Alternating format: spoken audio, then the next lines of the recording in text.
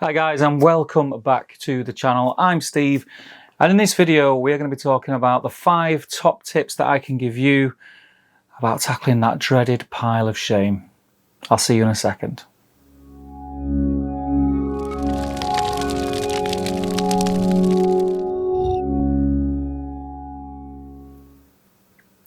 Hi everyone, Steve here. Thank you for joining me yet again in this video. Before I get started, if you are new to the channel and you have only just found us, I know we've had an influx of new members on the Facebook group and on the YouTube channel, which is fantastic. Please do consider clicking subscribe.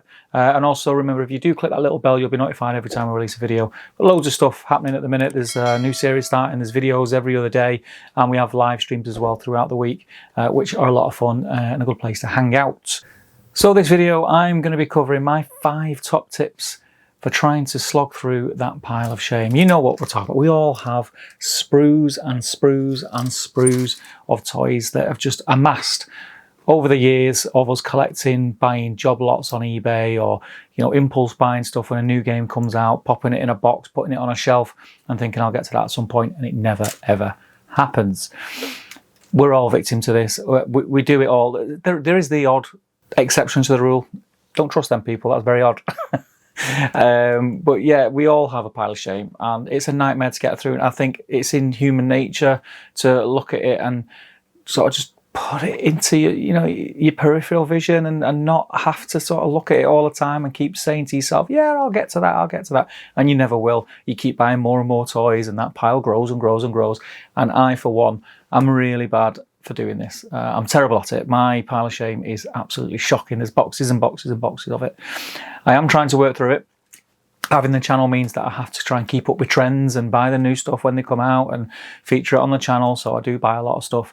But I also, as some of you may know, we've just done the mega giveaway. I try and give away some other stuff. So before I start waffling even more, let's get into my top 5 tips. And after the video, please do stick around. After the video, watch all the tips, get involved in the chat, in the comments below.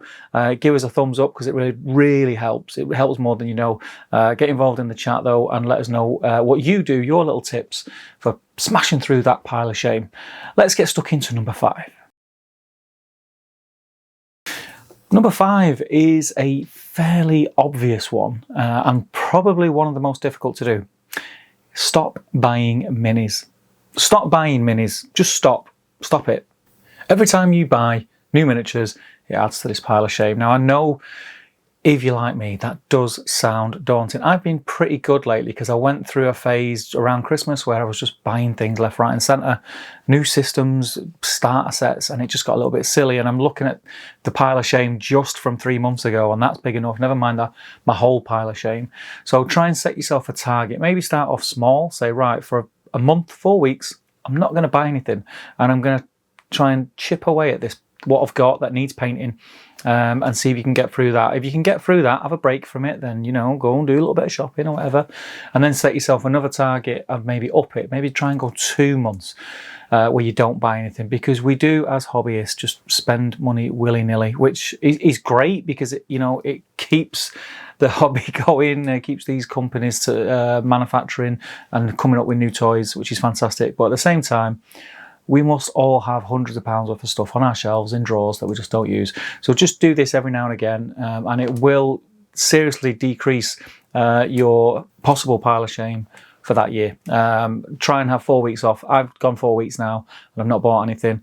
I promised myself, I think it was at the end of Jan, that I wasn't going to buy anything until either the new Treebird model came out for Middle-earth Strategy Battle game, or Cursed City dropped from Games Workshop. So they are my next purchases, and I've not bought anything in between. And I'm pretty proud of myself, because I am terrible for it. So that is number 5. Let's move on to the next one. Number 4, schedule your painting sessions. This is something that I think once you start doing it, you will find that it is a huge help. Setting yourself a regular period for painting rather than just doing it as and when. I mean, sometimes that's unavoidable. We all have different jobs. Some of us might have to work longer hours than others, and we try to just snatch little half hours in here and there, which is great. And if that's how it is, that's how it is. But if you're in a position to be able to say to yourself, as an example, right, for every night, Monday to Friday, I'm going to paint for half an hour. Now, half an hour doesn't sound like a lot, but if you prepare well, so if you make sure that what you're going to be painting in them half-hour segments is ready on your painting desk with the paints out, with your water out, and your brushes ready, so you can just sit down and paint, you'll be amazed how quick you will start chomping through minis. You'll get through a few minis a night. By the end of the week, you've done a full warband or a full squad, or, you know, possibly even more. But set yourself these targets. You know, half an hour a night is great. If you can do more, fantastic. If you can do an hour a night, great. I know some people do a lot more and paint a lot more. They might paint for 2 hours, 3 hours, 4 hours, sometimes an evening, which is fantastic. But if you're like me and you're very busy, just try and set yourself half an hour. You might not even be able to do Monday to Friday. It might be Monday, Wednesday, Friday, you can do half-hour segments. It doesn't matter. What matters is that you set these schedule, put reminders in your phone or whatever you need to do, write it on a calendar, half an hour painting, and try to stick to it. It's like anything else. You need to motivate yourself to do this, and you'll be amazed at the end of the week, like I say, what you end up having painted by the end of the week that normally you wouldn't have done. You'd have just gone sat at your desk with no sort of target in mind, and you'd have started watching YouTube videos, and before you know it, 2 hours has passed and you've not even picked a paintbrush up. Set these targets, stick to them, and trust me, it'll work. Number 3, this is a tough one. So get your pile of shame out, get it all out in all its glory. You know, embrace that shame that is your pile of shame, and get 3 big boxes and separate them into 3 segments. So in box number 1, put everything that is urgent, that you need to get painted in the coming 2 to 3 weeks. Everything goes in there. That's what your plan is. That's your hobby plan for the foreseeable. Get it in box 1. Box 2 is stuff that's semi-imminent, stuff that you know you need to paint, but it's not urgent. It's not at the top of the list priority-wise. Get that in box 2. In box 3, this is the tough one. Put everything in there that deep down in your heart of hearts, you know you're probably not going to touch. Put that in box 3. Once you've got them 3 boxes organised, boxes 1 and 2, put them back in your cupboard, your drawer, on your shelf, and and label them so you know what they are. Box number 3, yard sale. Get rid of them. Might not be a yard sale, you might trade them. I mean, don't trade them because that's adding to your pile. Trade them for something else. Trade them for non-minis. So sell them, yard sale. Or one thing that I do is I cut the sprues up and I whack the cool stuff in my bits box. So if it's like Space Marine stuff that I know I'm never going to get to, I'm still sort of halfway through my Space Wolves army, which is, I want to end up with 4,000 points. So anything Space Marine wise, I will chop up, put in my bits box. I can add like different loadouts and things like that. Same for Lord of the Rings. Weapons is great. Shields, swords, axes. I know you Middle Earth SPG players love your axes. Get them in your bits box. You're never going to touch these miniatures. You've got to be honest with yourself. And if you can't bring yourself to do that, one really good and really wholesome way to deal with these minis that you're not going to touch is donate them. Donate them to a school, donate them to a gaming club, or just on any of your groups where you get someone who jumps on one of your Facebook groups and says, "Hi guys, I'm new to this hobby. I don't really know where to start." Pass on a few minis. Do a good deed. Pass them on. Get people involved. That will be good for your soul. Be great for them because they'll think, this community is awesome. This guy's just give me these stuff. Anything, just get rid of them. Get them out of your pile. Already you've cut a third of your pile off your to-do list. That's massive. Your massive weight off your shoulders. And it's exhilarating. It's scary. And you won't want to do it when you're doing it. But if you follow through, trust me, it is exhilarating. It just feels good. And yeah, there's just less pressure on yourself. So good luck with that. And let me know how you get on with that one. Tip number 2.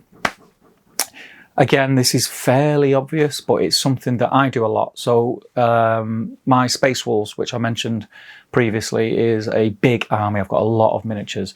Now, when I looked at the amount that I had, because I tend to build everything and then pop it in its own box and label it Space Wolves, and then pop it on my shelf. When I looked at how much I had, it was scary, and I was thinking, I'm never going to paint that. I'm never going to paint that. So what I decided to do was I broke it down. So I had one huge box full of Space Wolves and everything that I wanted to add to that Space Wolves. I separated it down to about 4 or 5, and I've got like different squads here and there, and I'll dip in and out. So I will dip in, paint a squad, and then I'll drop onto something else. So what I'm saying to you is, if you've got a massive amount of minis in front of you that you need to paint, that's for this army that you want, split it into 3 or 4 segments. Paint the 3 or 4 segments individually. So paint one segment of it, have a break or have a treat, paint something nice that you want to paint.